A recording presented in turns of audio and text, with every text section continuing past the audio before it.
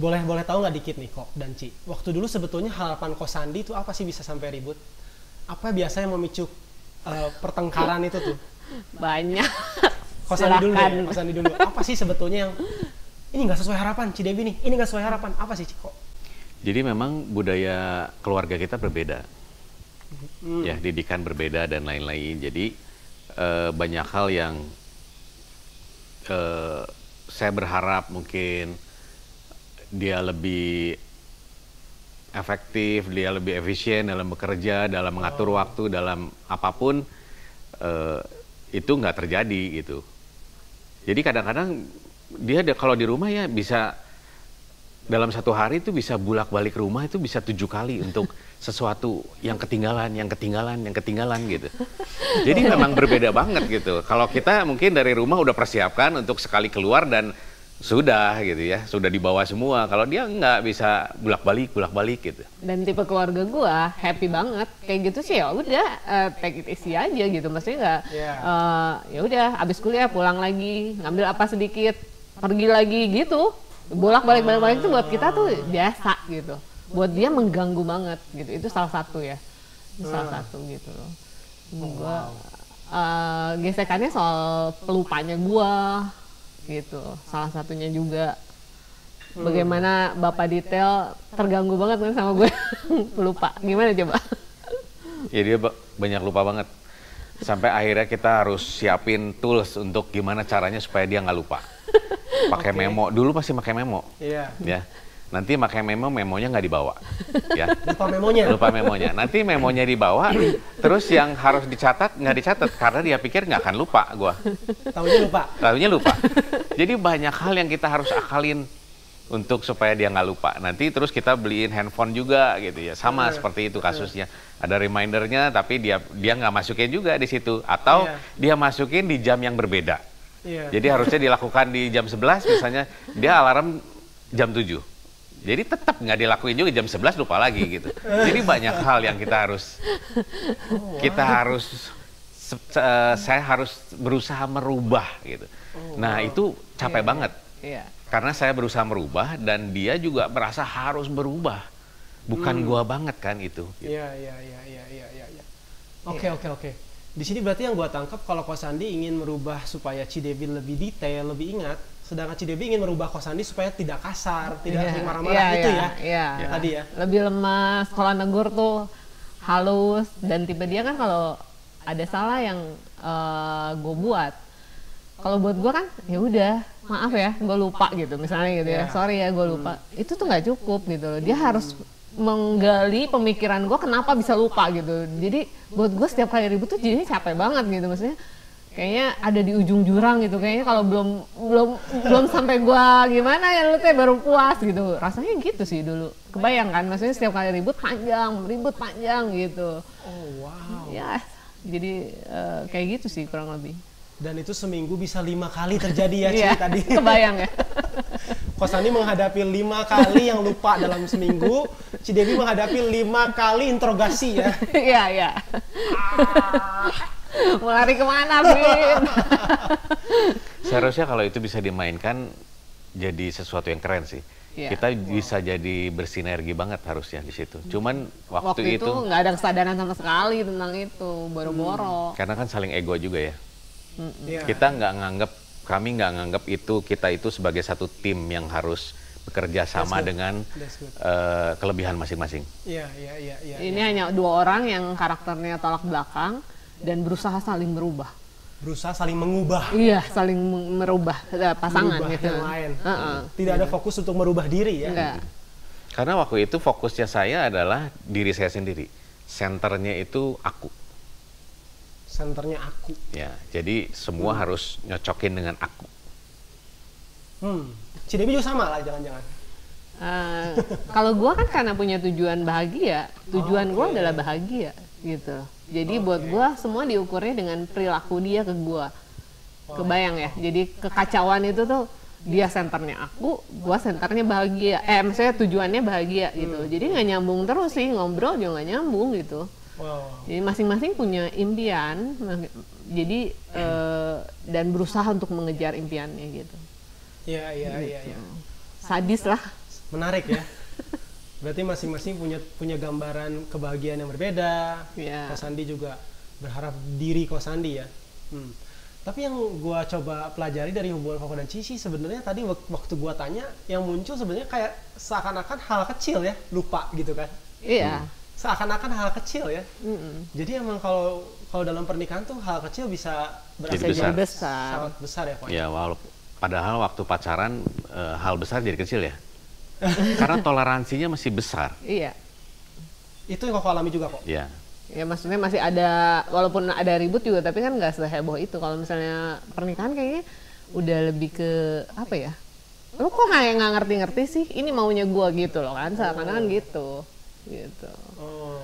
Jadi kayaknya makin panjang kalau misalnya ribut gitu.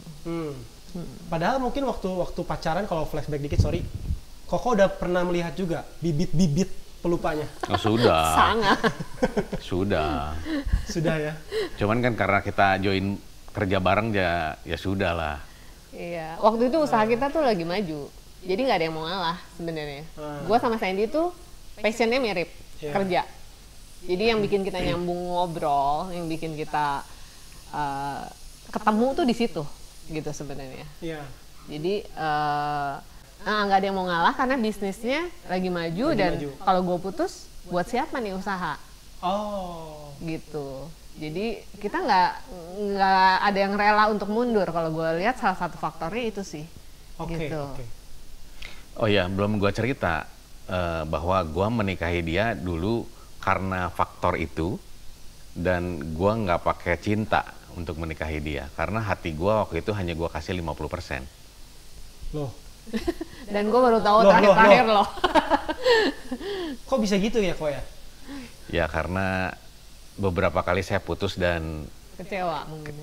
Untuk melupakannya itu butuh waktu yang cukup lama. Jadi saya pikir kalau saya kasih hati saya 100% bahaya banget. Wow. Kesian ya gua. Ini rahasia ketiga ya tadi udah waduh. Luar biasa ya Cidewi, tapi bisa ketawa-ketawa ya mendengar ini ya. Yang pertama karena uang bisnis, yang kedua disuruh pembina rohani, ini yang ketiga lebih parah lagi kok. Cintanya nggak 100%, dibatasi juga sebenarnya. Iya. Jadi kalau ada apa-apa kan gue nggak hancur-hancur banget. Ya.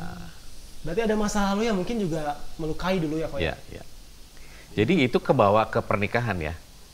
Di pernikahan pun tetap saya pakai yang 50% itu gitu. Oh wow. Ini hard truth ya. Jadi gue baru tahu itu kan belakangan kan, waktu kita udah pulih gitu. Jadi ternyata gitu. Maksudnya pantas aja ya gue waktu awal-awal tuh gue ngerasanya, gue kayak nggak dicintai ya. Gue kok kayak nggak. Iya. Kerasa sih sebetulnya. Oh wow. Tapi kan nggak ngaku waktu itu. Iya. Gitu sih. Jadi kalau gue pengen nanya nih ya, Cici dan Koko boleh jawab ya. Kalau dikasih skala 1 sampai 10 dalam 5 tahun deh ya. 5 tahun kapan? 5 tahun pertama deh pernikahan. Berapa skor kebahagiaan ya kalau Cici ya, kebahagiaan yang Cici boleh kasih. Nanti Koko jawab ya. Aduh, kalau mau jujur ya, 1 sih kayaknya. 1. Iya, karena gue merasa gue sama sekali gak happy dengan pernikahan gue. Gak happy. Ini menderita begini ya pernikahan. Gue baru kebayang kayak gini pernikahan gitu. Hancur sih gue mah. Gue hanya seperti apa ya? Hanya udah nyiapin mental untuk akhirnya gue bertahan saja. Boro-boro mau menikmati, boro-boro mau mengejar kebahagiaan, tapi gue cuman mikir di mindset gue hanya sampai akhir gue jangan cerai lah.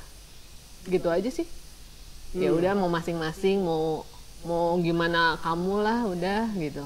Cuman kalau mau di skor, karena kamu nanya ya skornya berapa, ya saat itu 1 sih. Gitu. Wow.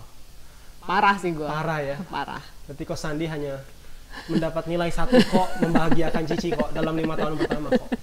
Iya. Kalau kok Sandi gimana kok? Berapa skor yang boleh kok Sandi nilai dalam 5 tahun pertama pernikahan kok Sandi bersama Cidewi yang sesuai harapan kok Sandi itu sejauh nilainya berapa kok? 3 mungkin ya. Oh 3, lebih baik. Ya, lebih baik. Karena kan gue kan bisa menguasai, bisa menjajah. Dan dia kan jujur melayani. banget ya. Dan gue bisa terjajah ya. Gitu sih. Kurang lebih kondisinya memang kayak gitu banget. Oke. Gue sampai nggak punya cara untuk kapan sih sebenarnya timing yang tepat untuk gue mulai bicara, untuk ngungkapin isi hati ya. Dalam arti komunikasi yang sehat kan begitu kan, bisa ngungkapin dengan dia nggak marah. Gue nggak punya segala macam. Dia bilang timing lu nggak tepat. Oke, gue coba lagi cari lagi, tapi nggak pernah tepat gitu. Gue sampai mikir ya udah deh, kayaknya memang nggak bisa aja gitu. Iya. Jadi pada saat itu, kalau boleh saya tanya, apakah pada saat itu Cici dan Koko menyesal menikah? Kalau kita boleh flashback di 5 tahun pertama itu. Iya. Jelas, cuma. Jelas. Wow. Jadi mungkin ya harapan Cici yang ingin coba merubah, ternyata malah gagal total, zonk. Sama Ko Sandi juga ya. Ketika yang menjadikan dasar itu 3 hal tadi tuh. Uang, bisnis, lalu ya tadi mungkin ada suruhan orang, terus ada juga ya coba membatasi cinta itu ya. Ternyata itu jadi zonk ya. Oke, pertanyaan berikutnya nih. Semakin seru nih. Tadi Cici ada mention yang penting jangan bercerai ya. Emang Cici dan Koko pernah ada kejadian momen hampir bercerai ya, Kok? Yang serius banget waktu pernikahan ke-12. Tahun ke-12. Tahun ke-12. Tapi di sela-sela itu setiap kali ribut ya udahlah pisah gitu. Pisah gitu. Itu mah udah kayak lontaran yang sering banget buat kita. Cuman kita tahu kita dari keluarga yang sangat baik-baik gitu loh. Papi mami dari Sandy, dari saya nggak ada yang bercerai gitu. Dan kita langsung setiap kali mau melangkah ke sana langsung ya kebayang orang tua sih. Kasihan sih mereka gitu.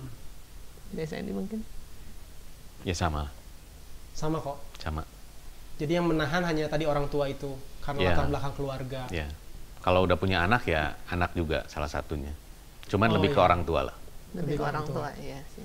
Di situ jadi anak juga menyaksikan ya kalau Koko dan Cici bertengkar. Iya. Banget. Dan mereka jadi korban juga. Banget. Wow. Boleh ceritain sedikit kok gimana korbannya mereka? Kalau kita lagi ribut gitu ya akhirnya mereka juga kena dampak untuk dimarahin juga sama saya. Ada aja lah gitu. Dan mereka juga kan pasti trauma juga untuk ngelihat kita kalau ribut kan di mana aja nggak lihat tempat. Bisa di mobil barengan ya kita ribut di depan anak juga gitu. Cukup membuat luka juga ya, Pak. Ribut kita tuh heboh, Vin. Bukan yang ribut cuman langsung nangis terus enggak, saut-sautan. Pokoknya heboh lah, bukan tipe yang kalem, bukan. Gitu. Boleh kasih contoh sedikit gambarannya nggak, Ciko? Contoh ributnya gimana? Banting pintu ya. Mulai kebayang saya banting pintu. Pukul tembok dan semuanya gitu ya. Banting-banting lah. Jadi cukup ada suara-suara keras seperti itu juga ya? Iya. Kebayangan ya. Maksudnya waktu anak masih kecil dan tontonan mereka kayak gitu sih. Gitu. Wow. Berarti keputusan yang dimulai dengan hal itu dampaknya lumayan menyakitkan ya? Banget sih. Itu. Di 12 tahun tadi 12 tahun ya akhirnya akhirnya itu puncak akhirnya mau cerai itu ya tadi ya? Iya. Puncaknya banget sampai berani banget sih itu sih. Ya karena ada momen, ada kejadian yang membuat kita memutuskan ke sana sih. Gitu. Mungkin mau diceritain? Boleh lah kok, ceritakan sedikit kejadiannya. Jadi di tahun itu ya kita juga kan hubungan memang nggak harmonis juga. Ya. Terus memang merasa beda frekuensi juga. Jadi nggak bisa sinergi gitu. Pernikahan tuh harusnya jadi sinergi, bisa bersinergi jadi menghasilkan sesuatu yang wow gitu ya. Di situ kita beda frekuensi juga, jadi apa yang saya ngomong mungkin nggak nyambung dengan apa yang itu ya. Dan di situ saya ada will, jadi saya merasa lebih dihargai mungkin ya. Dan lain-lain gitu ya. Nah dari situ pernikahan kita makin kacau sih. Makin kacau dan akhirnya saling nggak tahan dan memutuskan untuk berpisah. Cuman kok sepertinya susah banget ya, maksudnya di kalangan Kristen susah banget nih, saya mau bercerai susah banget gitu. Ada orang tua, ada gereja, ada lingkungan kan, ada anak-anak hamba Tuhan dan semuanya gitu. Sepertinya wah susah banget nih untuk lari lepas dari pernikahan, untuk bercerai gitu. Gitu sih. Menarik tadi, Ko Sandi bilang kalangan Kristen. Jadi emang selama akhirnya menikah kan, oh ya tadi sebelumnya kan pelayanan ya. Jadi selama menikah tuh Ko Sandi dan masih tetap pelayanan. Pelayanan dong. Jadi ini kondisinya tetap jadi aktivis gereja, tapi ternyata tetap yang terjadi di pernikahan seperti itu ya. Capek pisan. Wow. Kondisi kayak gitu tuh capek banget. Sorry mau nanya nih, pelayanannya apa ya Ko dan Ci waktu itu? Waktu masih masa-masa pertengkaran itu. Waktu itu Sandy tim intinya Kandi. Dan kita asyir, maksudnya diaken juga. Saya mulai megang komsel juga, memimpin komsel juga. Oh wow. Ya pokoknya intinya orang menyangkanya kita baik-baik aja kan, gitu. Mungkin terakhir-terakhir aja sih anak-anak Komsel tahu sih, anak-anak komsel waktu itu peka namanya, tahu. Cuman intinya kalau di gereja jadi asyir gitu mana lihat lah kita separah ini gitu dalamnya. Iya. Masa-masa itu bener-bener lah capek gitu. Oh bahkan Ko Sandi jadi ini ya tadi tim inti, aktivis juga, tapi ternyata tidak menjamin ya Cia berarti ya. Iya. Tidak menjamin ya aktivitas-aktivitas itu ya. Iya. Ketika senternya masih saya tadi Ko Sandi bilang. Iya. Betul. Wow. Nah, Ci Devi mungkin mau menambahkan kenapa waktu itu akhirnya hampir memutuskan untuk bercerai? Tadi kan saya udah cerita ya bahwa ya udahlah saya set mindset saya bahwa saya akan bertahan. Cuman dari awal udah mikir jangan ada orang lain, jangan selingkuh, jangan ada wanita idaman lain.